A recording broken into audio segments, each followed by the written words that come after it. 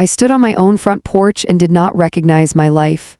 The door was painted a new color, not the soft green I'd chosen 20 years ago after my husband died. This one was gray, flat, like a decision made without me. My key didn't work. I remember the sound it made, metal scraping where it should have turned. A small, ugly sound. Final, inside I could hear voices. Laughter, a man coughing, a woman humming to a tune I didn't know. I knocked because my hands were shaking too badly to try again. When the door opened, a stranger looked back at me, mid-40s, bare feet, holding my blue coffee mug. Yes, he said, polite, confused, like I was the one who didn't belong. I said my name. I said this was my house. I said it slowly, the way you do when the world starts slipping sideways. He frowned and turned his head. Linda, he called, there's a woman here. That was when my daughter appeared, my daughter, Emily. She stood behind him, one hand resting on the doorframe like she owned it. Her hair was pulled back tight, her face already prepared. Oh, she said, you're home early? Early? That word landed wrong, like something rehearsed. Behind her, I saw my living room. Or what used to be my living room, different couch, different curtains, my wedding photo gone. I stepped forward and Emily blocked me with her arm. We've already decided, she said, calm as a weather report. You're going to a nursing home. 2 weeks earlier, my life had been quiet, predictable, the good kind of quiet. I am 67 years old. I wake up at 6 every morning whether I want to or not. I make my coffee strong and my toast a little too dark. I sit at the kitchen table that still has a faint burn mark from the day Emily was 8 and tried to make pancakes by herself. That house held my years, not memories in a dramatic way, just proof that I had lived. I raised 2 children there. Buried a husband, learned how to fix a leaky sink by watching the same video 5 times. Emily used to call every Sunday, not long calls, 10 minutes, sometimes less. How are you, Mom? Did you take your pills? You should really think about downsizing. She said it with a smile in her voice. Concerned, responsible, I believed her. When I slipped in the grocery store and bruised my hip, it was Emily who insisted I stay with her just for a few days. She packed my overnight bag herself. Forgot my house keys on the counter. I didn't think much of it then. At her place, she was attentive in a way that felt unfamiliar, too attentive. She scheduled doctor appointments I hadn't asked for, talked over me in exam rooms. She forgets things sometimes, she told them, laughing.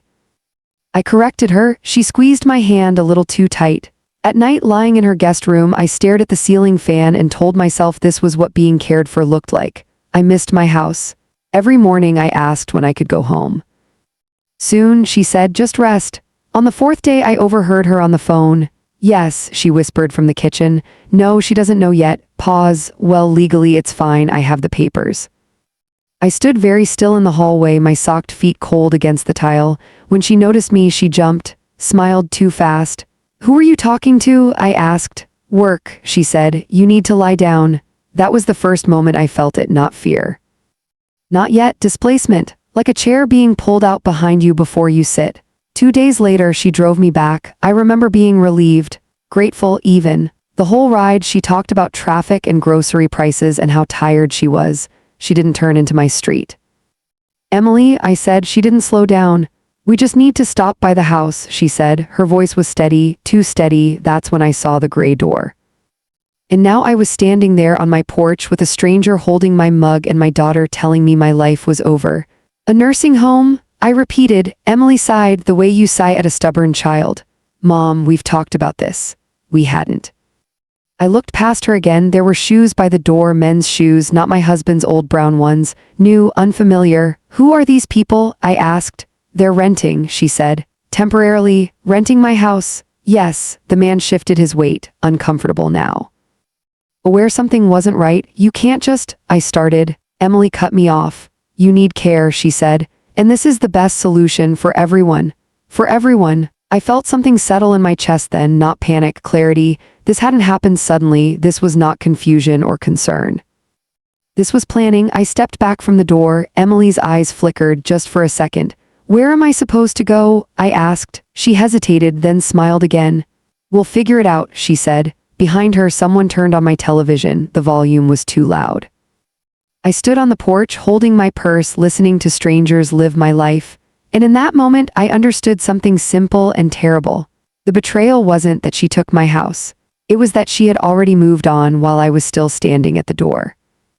I didn't scream, I didn't cry. That surprises people when I tell them later. They expect shouting, collapsing, drama, but shock doesn't always sound loud. Sometimes it sounds like silence stretching too far. I stood there with my purse hooked over my arm, my house behind a locked door that no longer knew me. The porch light flickered once, then steadied. I noticed that. I notice small things when I'm trying not to fall apart. Emily cleared her throat. Mom, she said gently, the way she used to talk to her children when they refused to eat vegetables. Let's not do this out here. Do what? I asked. She glanced at the man behind her. Then at the woman I could now see in the hallway, blonde, holding a folded towel, barefoot like she'd always been there. This, Emily said, a scene. A scene. I looked down at my hands. They were steady. That felt important. If my hands were steady, maybe the rest of me could be too. I want my keys, I said. Emily shook her head slowly. No, that wouldn't be best. Best for who? She didn't answer. Instead, she stepped out onto the porch and pulled the door shut behind her. The click of the lock was quiet, deliberate. She crossed her arms, the same posture she used when she was 14 and thought she knew more than the world. We need to talk, she said. I nodded. All right. We stood there, mother and daughter, with a gray door between us. Somewhere inside, my kettle, no, not mine anymore, whistled. Emily spoke first. You can't live alone anymore, she said. You forget things. I forget where I put my glasses, I said. I don't forget who owns my house. She sighed again. That's not what the doctors said. What doctors? She hesitated just a fraction. You don't remember? I felt my stomach drop. No, I said carefully. I don't remember seeing a doctor who said I couldn't live in my own home. She pressed her lips together. You were very upset that day. That day doesn't exist, I said, because it didn't happen. For a moment the porch was filled only with the sound of traffic down the street. A neighbor's dog barked. Someone laughed 2 houses over. Life continuing. Mine paused. Emily looked tired suddenly, not guilty, not ashamed, just inconvenienced. Mom, she said, softer now, I'm doing what's necessary. For you, I said. For us, she corrected. This house is worth a lot and you need care. This solves both problems. I stared at her. You're renting my house, I said slowly, without my permission. She shrugged. I have power of attorney, that word, attorney. It echoed. When did I give you that? I asked. Last year, she said quickly. After Dad's anniversary, you were emotional. I remembered that day. I remembered sitting at the kitchen table looking at my husband's photo, feeling the quiet ache of missing him. I did not remember signing anything. I would never have agreed to this, I said. You don't remember agreeing to a lot of things, she replied. That was when the fear finally arrived. Not fear of being homeless, fear of being rewritten. I took a step back from her. I want copies of whatever papers you're talking about, I said. You'll get them, she said. Later. And where am I going tonight? I asked. She glanced at her phone. I'll take you back to my place just for now, back like I was luggage. I didn't argue, not because I agreed, because I understood something important then. This wasn't the moment to beg. This was the moment to watch. That night I lay awake in her guest room again. The ceiling fan clicked rhythmically. I counted each sound like a heartbeat. Click, click. Click. Down the hall I heard Emily talking to someone. Low voices, male, not her husband. He'd passed 3 years earlier. This voice was younger, confident. She doesn't suspect, Emily said. Pause. Yes, everything's legal. Another pause. No, she won't fight it. She's tired. Tired. I closed my eyes.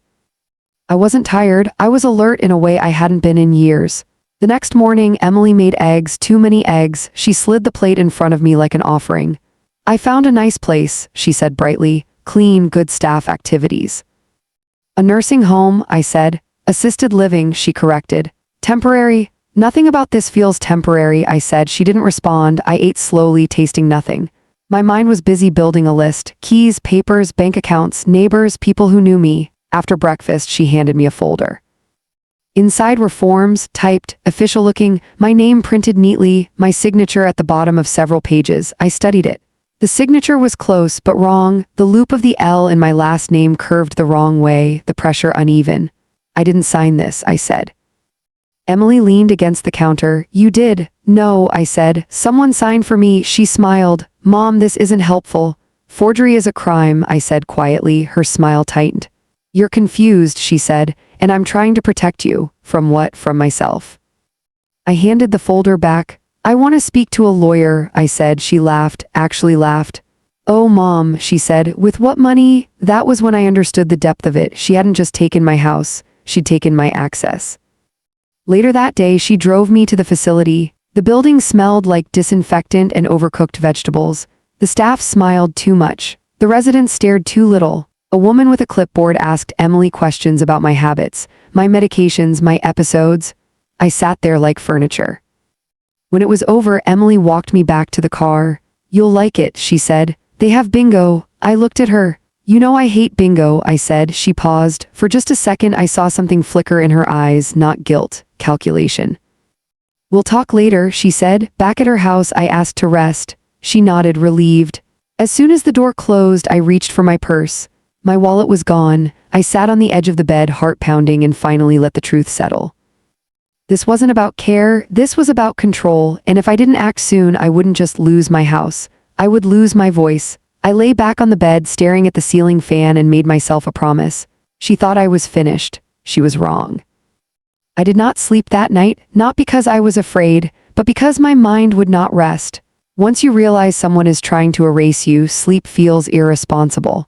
I lay there listening to Emily's house breathe, the hum of the refrigerator, the faint tick of a wall clock down the hall. At one point, I heard her laugh softly through her phone, I guessed, a private sound, comfortable. I stared at the ceiling fan and thought about how carefully she had done this, not rushed, not sloppy, carefully.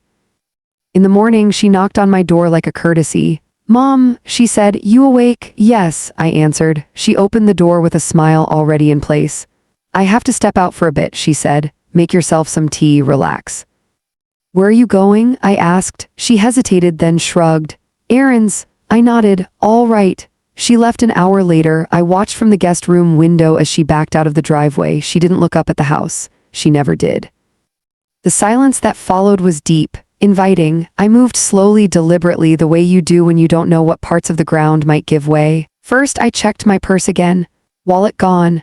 Phone gone. She'd been thorough, but she'd made one mistake. She'd underestimated my memory. In the hallway closet behind winter coats was an old shoebox. Inside it, wrapped in a faded scarf, was a prepaid phone my son had given me years earlier, just in case. I'd never used it, forgot it existed most days, but I remembered now. I plugged it in.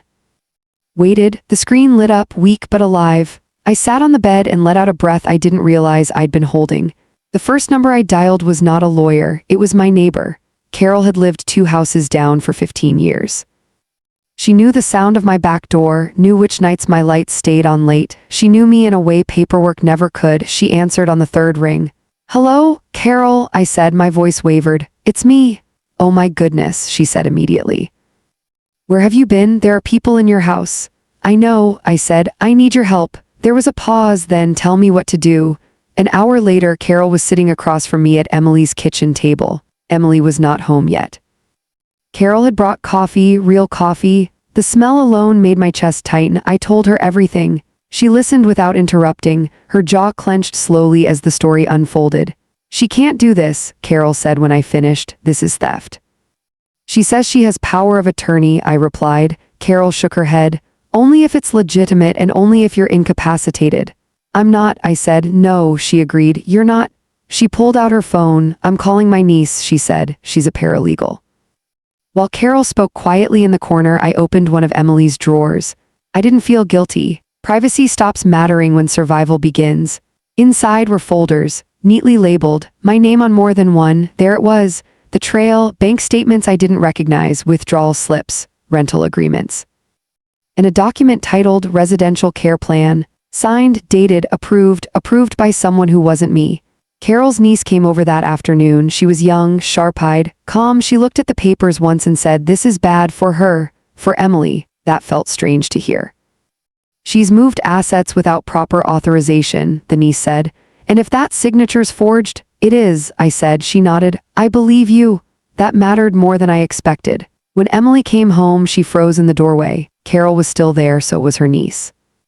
The folders were spread across the table like evidence. "What's going on?" Emily asked, her voice tight. "We're talking," I said. She looked at me, really looked, not confused, not frail, alert. Her eyes flicked to the papers. "You went through my things," she said. You went through my life, I replied. Carol stood up. You've made a serious mistake, she said. Emily laughed, sharp and short. You don't understand, she said. I was helping her.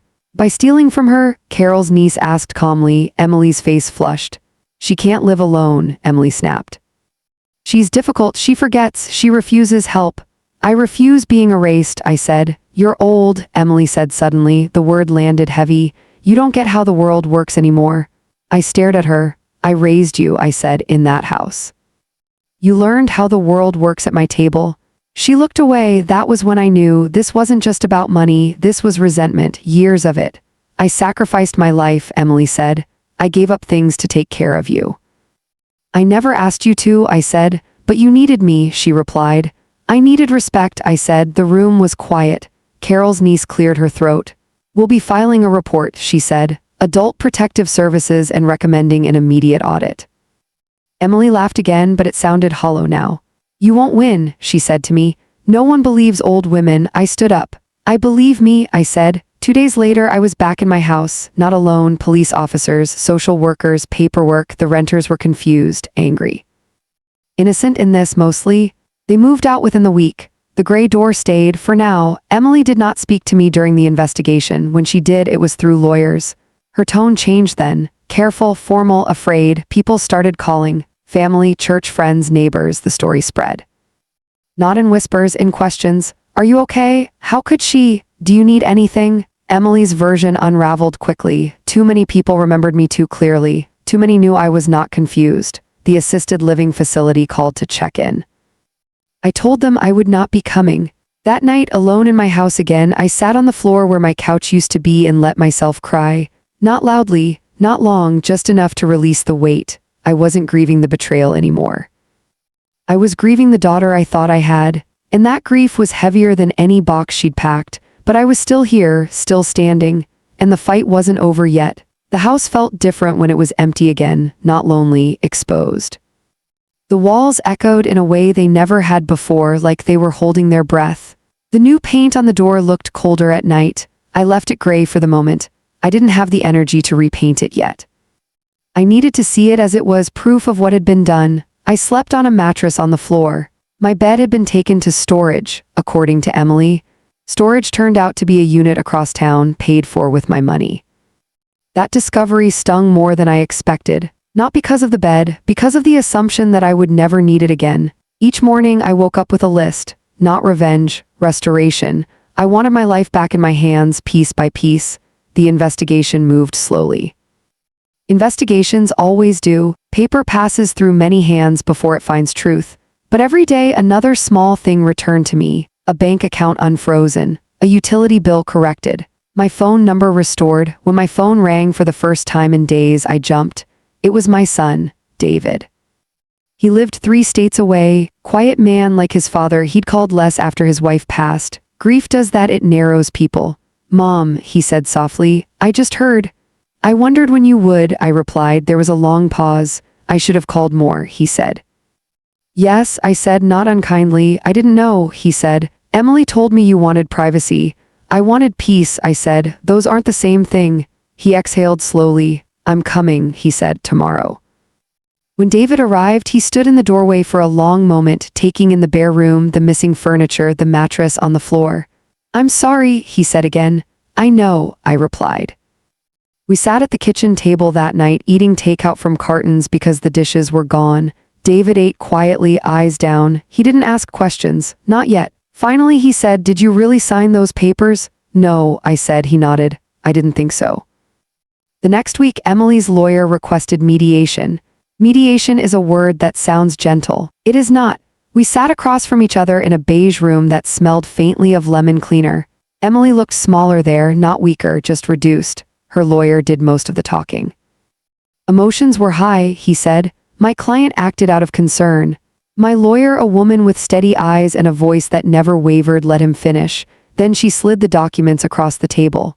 The signature doesn't match, she said. Funds were diverted, property was leased without consent. This is not concern, this is exploitation. Emily stared at the table. For the first time, she didn't interrupt. When she finally spoke, her voice was flat. I was overwhelmed, she said. I thought I was doing the right thing. For who? My lawyer asked. Emily looked up at me. You were lonely, she said. You didn't have anyone. I met her gaze. I had myself, I said, and that should have been enough. The mediator cleared his throat. This could go to court, he said, or we can reach an agreement.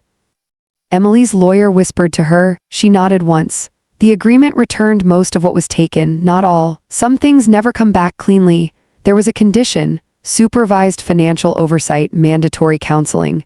Emily avoided my eyes when she signed. Outside in the parking lot, she finally spoke to me alone. I didn't mean to hurt you, she said. I believe you, I replied. She looked surprised. I believe you didn't mean to, I continued. But you did, and now you have to live with that. She opened her mouth, closed it again. I thought you were fading, she said. I shook my head. No, I said, you were rushing. She left without saying goodbye. In the weeks that followed, my house filled again, slowly, intentionally. Friends brought chairs. Carol brought a lamp. David stayed longer than planned. One afternoon, I found my old wedding photo in a box Emily had missed. The frame was cracked, but the picture was intact. I placed it back on the mantel. That night, I repainted the door, green, the same soft green as before. Not because nothing had changed, but because some things were still mine to choose. I began speaking at a local senior center not as a victim, but as a witness.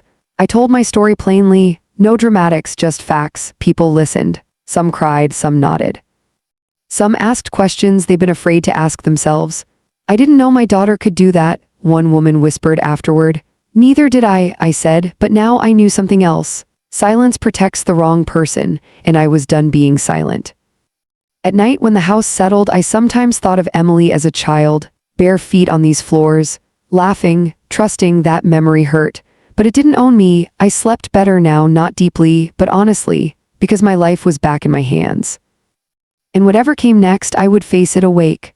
The quiet after everything settled was louder than the chaos had been. During the worst of it, police visits, lawyers, paperwork, phone calls, my days were filled with purpose. Each hour had a task, each breath had a direction. When that all slowed down, I was left alone with the truth. Betrayal doesn't end when justice begins. It just changes shape.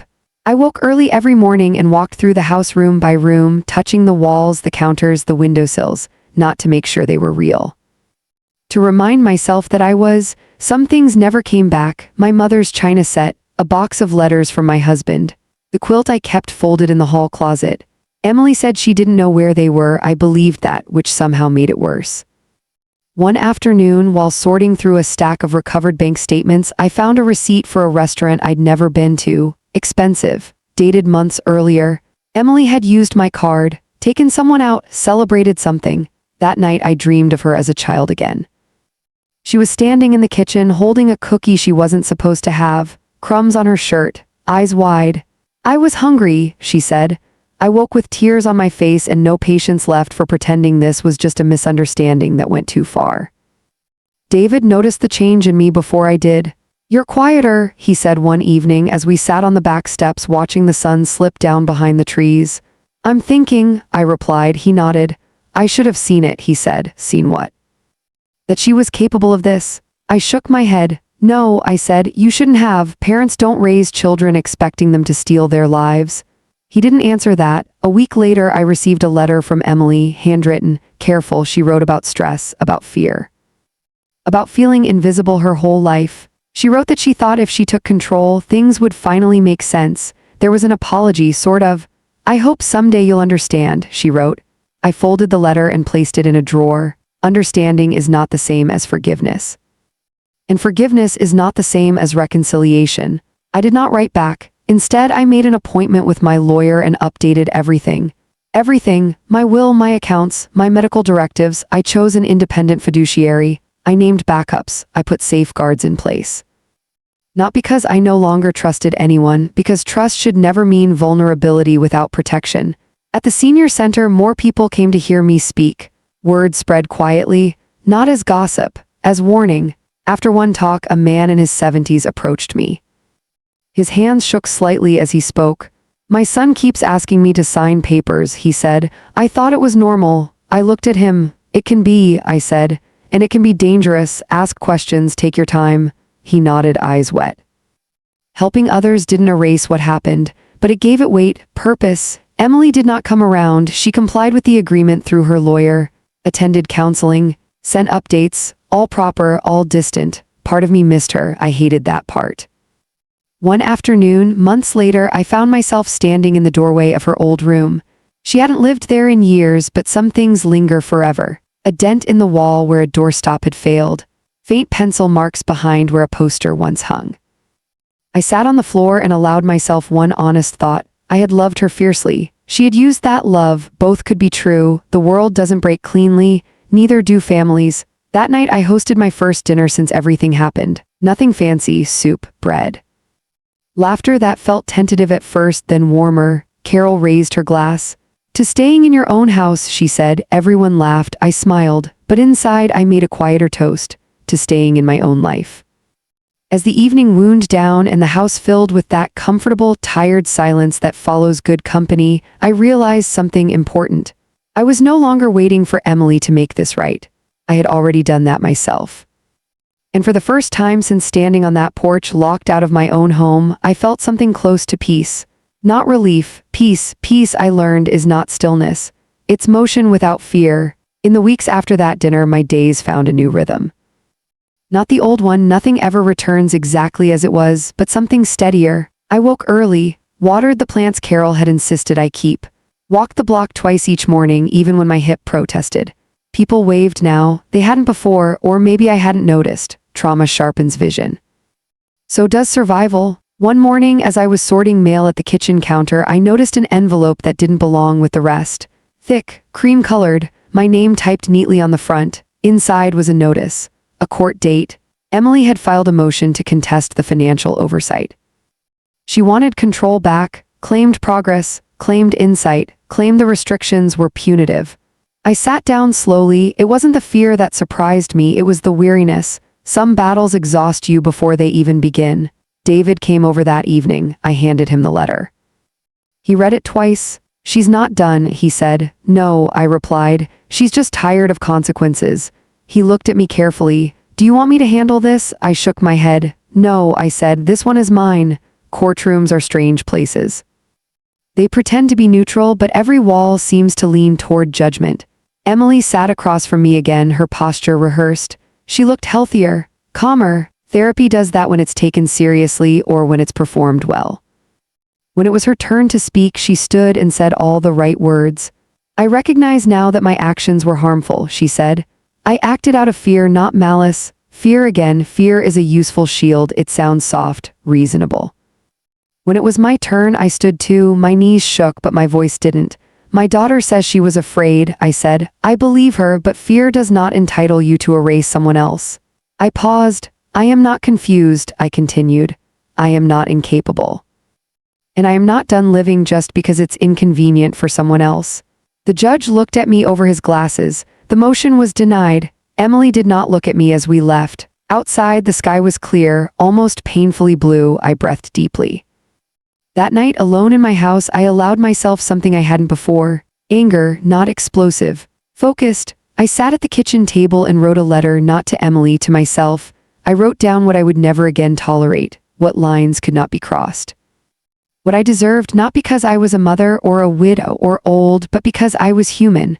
I folded the letter and placed it in the same drawer as Emily's. Boundaries belong close. A month later, Emily asked to see me, just me. She called from her lawyer's office, voice tentative. I want to apologize properly, she said. I closed my eyes. Properly how? I asked. In person. I thought about the house, the gray door, the way she'd said we've already decided. All right, I said finally, here. She arrived on a Sunday afternoon.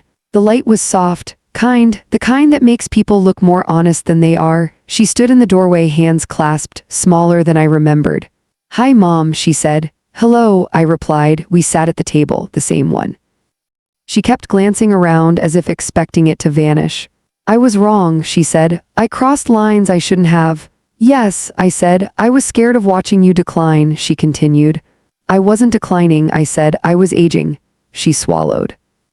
I don't know how to fix this, she said. I looked at her for a long moment. You don't, I said gently. You live with it and you do better. She nodded, tears finally appearing. I miss you, she said. I know, I replied. She reached across the table, then stopped, thought better of it. That restraint mattered. I'm not cutting you out, I said, but I'm not handing you the wheel again either. She nodded. I understand. I wasn't sure she did, but she would learn. After she left, I sat alone for a long time. The house felt steady around me, not fragile, not threatened, steady. I began planning again. Small plans at first, a trip with Carol, a class at the community college, creative writing of all things. I wanted to put words somewhere safe.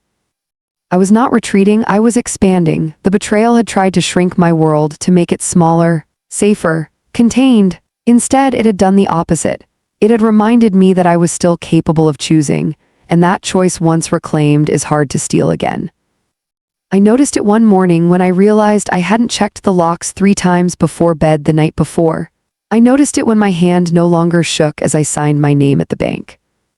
I noticed it when I caught myself humming while washing dishes, an old tune my husband used to like. Life, it seemed, was sneaking back in. Emily and I did not speak often after that Sunday. When we did, it was careful, measured. Like people learning a new language neither had wanted to study. She sent a text on my birthday. Hope you're well, I'm thinking of you. I replied hours later, thank you, that was enough. David worried more than he said. I could tell by the way he lingered at the door when he visited, by how his eyes scanned the room for signs of trouble. You don't have to guard me, I told him once. I know, he said, but I want to. That was love. The kind that watches without taking over. In the spring, I planted tomatoes in the backyard. The soil was stubborn, compacted from neglect. I worked it slowly, kneeling despite the ache in my hip. When the first green shoots appeared, I felt an unreasonable pride. They were fragile, but alive. At the senior center, my talks evolved. Less warning, more rebuilding. People wanted to know how to start again after trust was broken, how to speak up without burning bridges. There's a difference between forgiveness and access, I told them. You can forgive someone and still keep your door locked. That line stayed with people. I heard it repeated back to me weeks later. One afternoon, a woman approached me after a session, younger than most, late 50s maybe. My daughter wants me to move in with her, she said. She says it's for my safety. And what do you want? I asked. She hesitated. I want my own space. Then that's your answer, I said. She smiled, relieved, like someone had finally given her permission to trust herself. Emily sent another message that summer, longer this time. She wrote about counseling. About realizing how much control she'd tried to exert over her own fear. About learning to sit with uncertainty. I read it once, then again. I did not respond immediately, not because I was punishing her, because I was choosing honesty. When I finally wrote back, I kept it simple. I'm glad you're doing the work. Keep going. No promises, no reopening. Boundaries are not walls, they are doors with locks you control. In August, I took a short trip with Carol. Nothing grand, just a coastal town 3 hours away. We walked slowly, ate too much seafood, laughed at nothing. One night, sitting on the balcony listening to waves, Carol said, you know, you could have lost everything. I almost did, I replied. But you didn't, she said. No, I said, I didn't. The truth was, I had lost something. An illusion, the belief that love alone protects you, but I had gained something stronger, discernment. When I returned home, I found a package waiting on my porch. No return address. Inside was the quilt, my quilt, folded neatly, clean.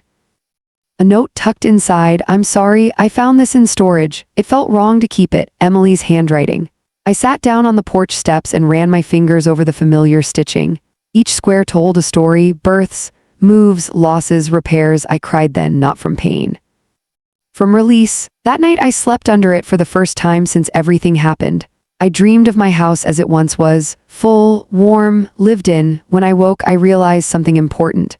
I wasn't defined by what she tried to take. I was defined by what I chose to keep. My voice, my home, my right to decide. And as the days shortened and the light shifted toward fall, I felt ready for something I hadn't expected. Not reconciliation, but acceptance. Of who Emily was and who she might never be.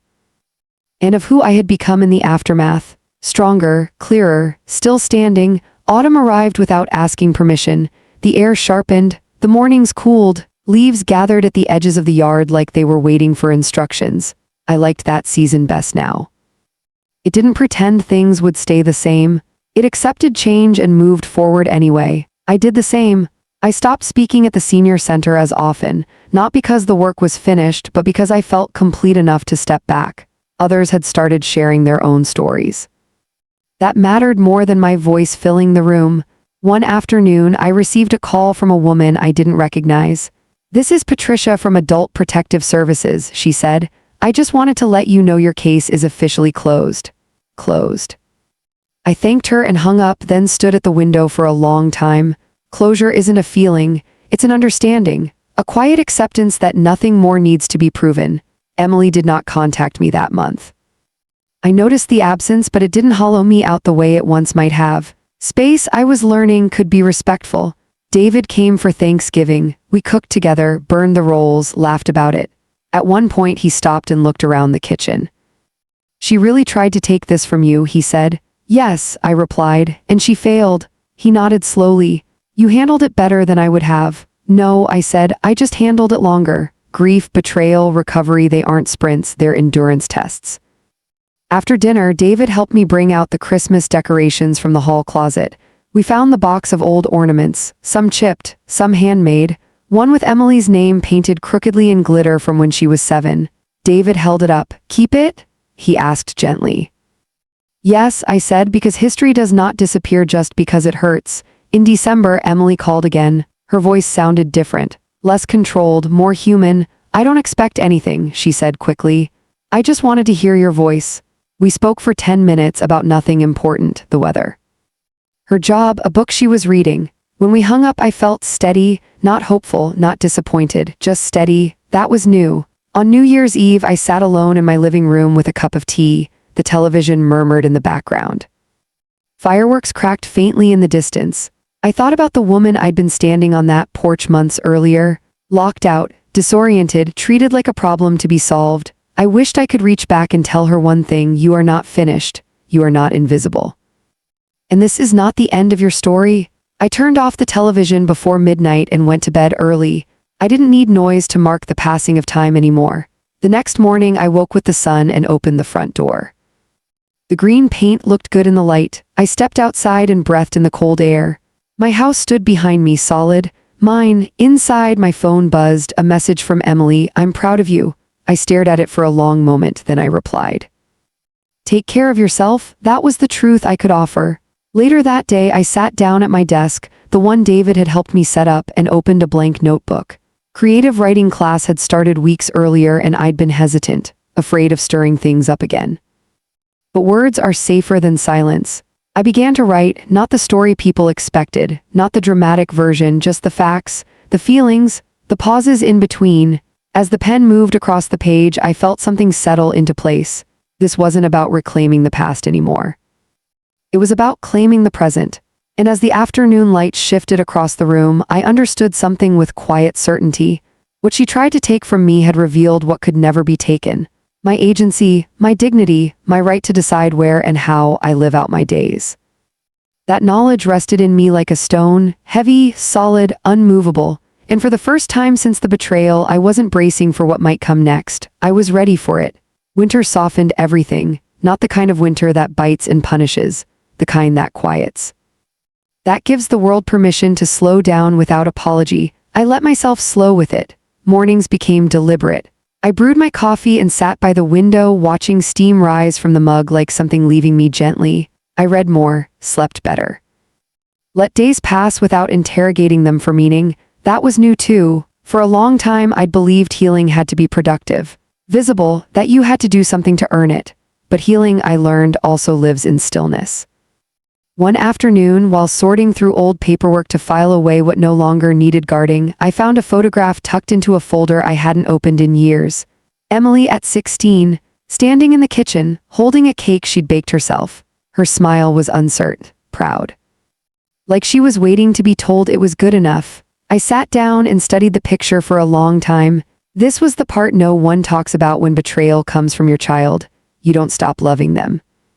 You just stop protecting the version of them that never existed. That distinction mattered, David called that evening. "I might be relocating," he said, "closer to you." "You don't have to do that," I replied. "I know," he said. "I want to." That again was the difference choice. In February, the creative writing class asked if I'd share something I'd written. I almost said no, then I remembered the porch, the gray door, The certainty with which my life had been decided without me, I said yes. When it was my turn, I read slowly, not dramatically. Just honestly, I didn't name names, I didn't need to, the room understood. Afterward, a woman approached me with tears in her eyes. I thought I was the only one, she said. No, I told her, you're just the one who hasn't spoken yet. Emily did not come up in my writing, not directly, that was intentional. This story wasn't about her anymore. It was about agency, about dignity, about what happens when someone decides you're finished before you are. In early spring, Emily asked if she could visit again. I don't want to reopen wounds, she said. If it's not right, I understand. I thought about it for days, then I said yes, not because everything was healed, but because I trusted myself now. She arrived with a small plant, a peace lily, awkwardly held. Like an offering she wasn't sure would be accepted. It doesn't have to mean anything, she said quickly. I took it anyway. It can just be a plant, I said. We sat in the living room. The furniture was mismatched now, collected, earned back piece by piece. She noticed the quilt folded over the chair. You kept it, she said. Yes, I replied. I'm glad, she said softly. We spoke about ordinary things again, her work, my class, David's possible move. At one point she looked at me and said, I was afraid of becoming you. I raised an eyebrow. Why? I asked. She hesitated. Alone, she said. Invisible. I leaned back. I'm not alone, I said, and I've never been invisible, I was just quiet. She nodded slowly like something was settling. I see you now, she said. That mattered. Not because I needed her recognition, but because she needed to give it. When she left, I didn't feel drained, or hopeful, or victorious. I felt resolved. Later that night, I walked through the house and turned off the lights one by one. I paused in the hallway where a faint outline still marked where the quilt used to hang. Scars fade, traces remain, and that's all right. I sat on the edge of my bed and reflected not on what I'd lost, but on what I'd learned. That love without respect becomes control. That silence can be mistaken for weakness. That age does not erase autonomy. Most of all, I learned this. You do not owe anyone your life simply because they share your blood. You owe yourself the truth. As spring crept closer, I found myself making plans again, not big ones. Real ones, a garden expansion, a short solo trip, a second notebook. The future no longer felt like something that would happen to me. It felt like something I was still allowed to choose. And as I turned out the light and lay down to sleep, I understood that the worst thing had already happened. And I had survived it, not by fighting louder, but by standing firm. The house is quiet now in a way that feels earned, not empty, not waiting. Just settled. In the evenings, I sit by the window with my tea and watch the light fade across the street. Cars pass, neighbors walk their dogs, somewhere a door opens and closes, life moving forward without asking my permission and no longer needing it. What happened to me didn't make me stronger overnight. It didn't turn me fearless. It didn't give me clever speeches or perfect timing. What it gave me was clarity. I learned that love can exist without obedience. That care does not require control, and that age does not cancel consent. I learned that when someone decides your life for you, the most powerful thing you can do is decide it back. Slowly, calmly, without asking for applause, my daughter and I still speak. Carefully, honestly, with boundaries that protect us both. We may never be what we were, and that's all right. Some relationships don't return to their old shape. They grow into something narrower but truer. And me, I wake up in my own bed, I open my own door, I choose my own days. That is not a small victory. If you're listening to this and something in your chest feels tight, let me tell you this gently. You are not selfish for wanting autonomy. You are not difficult for asking questions. And you are not done simply because someone else is tired of waiting. Sometimes the bravest thing you can do is stand still and say, no, this is my life. So I'll leave you with one question, the same one I asked myself when I stood locked out of my own home. If someone tried to decide your future without you, would you let them? If this story resonated with you, share it with someone who might need to hear it. And if you'd like to support this channel, consider subscribing. Your presence here matters more than you know. Take care of yourself. And don't forget, your life is still yours.